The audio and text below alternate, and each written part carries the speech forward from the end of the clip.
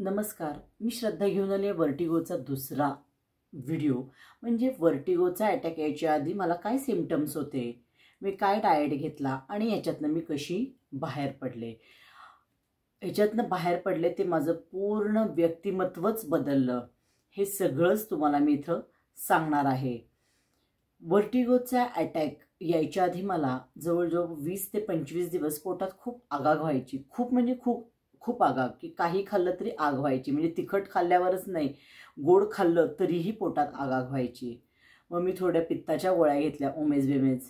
4-5 दिवस बघितलं पण काही फरक नाही. मग डॉक्टरांकडे गेले, त्यांनी मला गोळ्या दिल्या. 4-5 दिवस बरं वाटलं, त्याच्यानंतर परत आहे तसं सुरू झालं. मग ठरवलं की चांगल्या डॉक्टरना स्पेशल कुठल्या दाखवायचं आणि आपण सगळे टेस्ट करून घ्यायचे. पण त्या सगळ्या गोष्टी करायच्या आधीच मला वर्टिगोचा अटॅक आला. म्हणजे सिम्पटम्स अशी मला काही वेगळी नाही, तर फक्त पोटात प्रचंड आगाग होत होती. ही माझी सिम्पटम्स होती. मला एक माझा स्वतःचा अनुभव किंवा असं मला वाटतंय की प्रत्येकाला कफ, पित्त, वात हे काही दोष असतात. ते कमी जास्त झाले तर तुम्हाला काही गोष्टी होतात. तर वर्टिगोवाल्यांना वात दोष जास्त असेल, वाताचं प्रमाण वाढलं तर वर्टिगो व्हायची शक्यता असते. त्यामुळं वातकर जे प्रवृत्तीचे लोक आहेत त्यांनी थोडी स्वतःची काळजी घ्या. म्हणजे काय तर डाएट म्हणजे काय तर तुम्ही वात वाढणारे म्हणजे हरभरा डाळ, बटाटा, वांग हे जे गोष्टी आहेत ह्या खायच्या टाळा. किंवा मैदा, हे सगळं तुम्ही प्रॉपर डॉक्टरांकडे गेलात तर तुम्हाला ते प्रॉपर गाईड करतील. म्हणजे मला सांगायचं की वात दोष असणाऱ्या लोकांनी थोडीशी इथं वर्टिगोसाठी काळजी घ्यायला पाहिजे किंवा चक्करसाठी, की एवढ्या मोठ्या गोष्टी आपल्याला होऊ नयेत म्हणून. या सगळ्या गोष्टी मी नंतर हे केलेल्या आहेत, पाळलेल्या आहेत. कारण मला चितळे मॅडमने सांगितलं की तुम्ही पहिल्यांदा चहा बंद करा. एवढा मोठा अटॅक आल्यानंतर मी जवळजवळ पुढे 6 ते 8 महिने चहा पित नव्हते. नंतर मग सकाळचा प्यायला लागले, मग नंतर दुपारी, असं म्हणजे फक्त दिवसात मी 2 कप चहा पिते आता. पण तेही कमी व्हायला पाहिजे, पण होत नाही आता, कारण का पहिले जवळजवळ 6 ते 8 महिने मी पूर्ण बंद केला होता. त्याच्यानंतर हिरवी मिरची पूर्ण बंद करायला सांगितली होती. मला म्हणलं होते तुम्ही कोल्हापूरचे आहेत, तुम्ही तिखट खात असणार, पण नाईलाज आहे, तुम्हाला हिरवी मिरची बंद करायला लागेल. त्यामुळे हिरवी मिरची मी बंद केली. जवळजवळ 2-2.5 वर्ष खात नव्हते, आता एक 4-5 महिने झाले, पण थोडीशी खाते आता. जास्त नाही खाऊ शकत कारण मला लगेच पोटात आगाग होती. पोटात आग झाली की मला खूप टेन्शन येतं परत, त्यामुळं खायचं मी पूर्ण ते टाळते. त्यामुळे डाएट म्हणजे काय तर पालेभाज्या खावा, फळं भरपूर खावा. डाएट ह्याच गोष्टी आहेत की तुम्ही वातुळ खाऊ नका, ज्यांना वात दोष आहे त्यांना. त्यामुळं मी पूर्ण चहा आणि या गोष्टी पूर्ण तेव्हा बंद केल्या होत्या.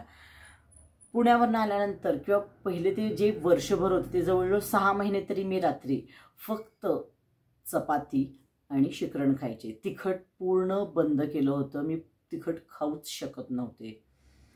त्यामुळं डाएट ही सुद्धा आपल्या आयुष्यातली खूप महत्त्वाची गोष्ट आहे.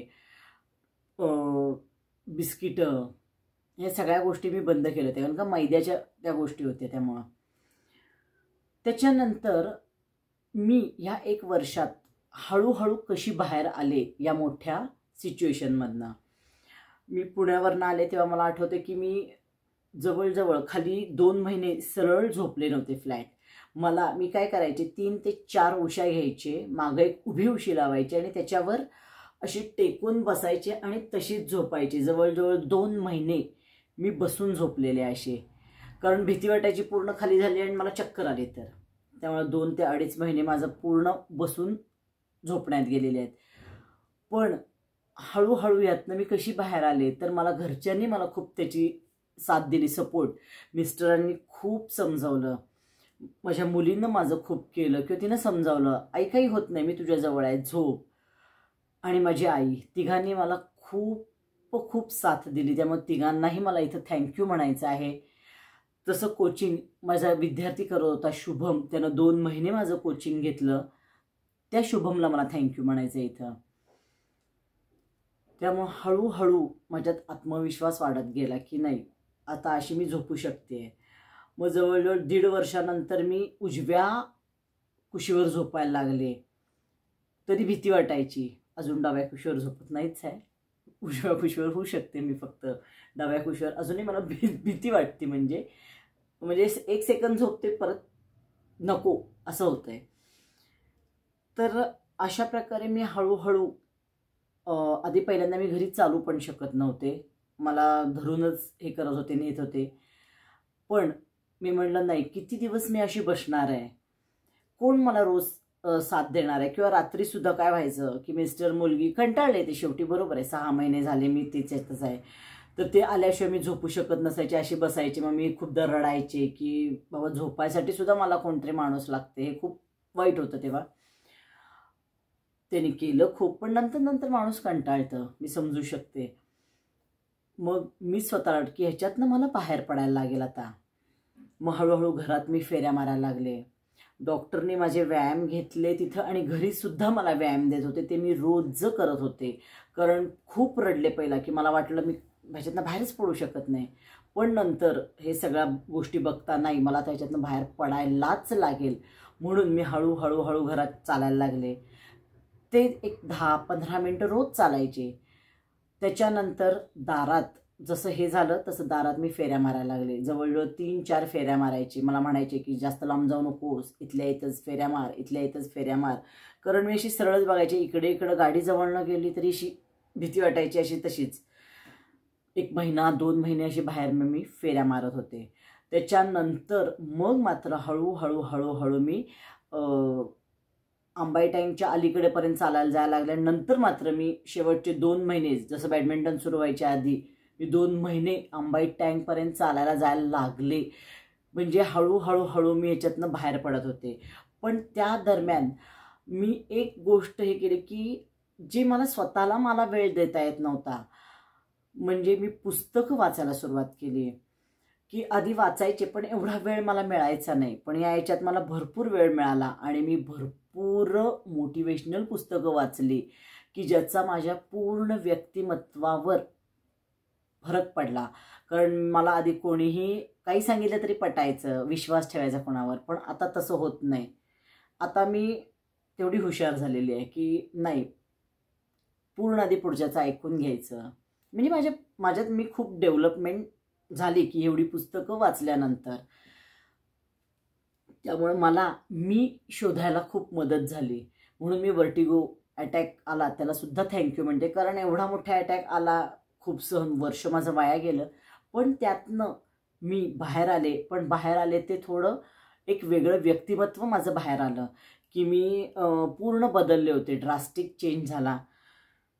अध्यात्म थोडंसं, म्हणजे माझे गुरु आहेत गजानन महाराज, त्यांच्या कृपेनं मी बाहेर आलेले आहे, हेही मला माहिती आहे. की रोज त्यांचा जप करायचे, अजून काही गोष्टी सांगितल्या होत्या त्या मी करायचे. त्यामुळं थोडंसं अध्यात्म, थोडं मेडिटेशन, थोडंसं व्यायाम करायला लागले. आणि या सगळ्यात आणि डाएट प्रॉपर, या सगळ्यामुळं हळूहळू मी बाहेर पडले आणि एक वेगळं श्रद्धाचं व्यक्तिमत्व बाहेर पडलं. त्यामुळं मला सगळ्या माझ्या मैत्रिणींना एवढं सांगायचं आहे की वयाची 40 ओलांडली, 40शी झाल्यानंतर तुम्ही 40शी नंतर स्वतःकडे तरी लक्ष द्या. एक्सरसाइज करा, तुम्हाला जे आवडेल ते काम करा, तुमचे जुने छंद होते ते तुम्ही बघा, आठवा, अरे मी हे करायचे, हे मला आवडायचं. प्रॉपर वर्षातनं एकदा सगळ्या टेस्ट करून घ्या. प्रॉपर डाएट करा, एक्सरसाइज करा, मेडिटेशन करा आणि स्वतःकडे बघा. तुम्ही मनापासनं एखादी गोष्ट केली तर ते मेडिटेशन झाल्यासारखंच आहे.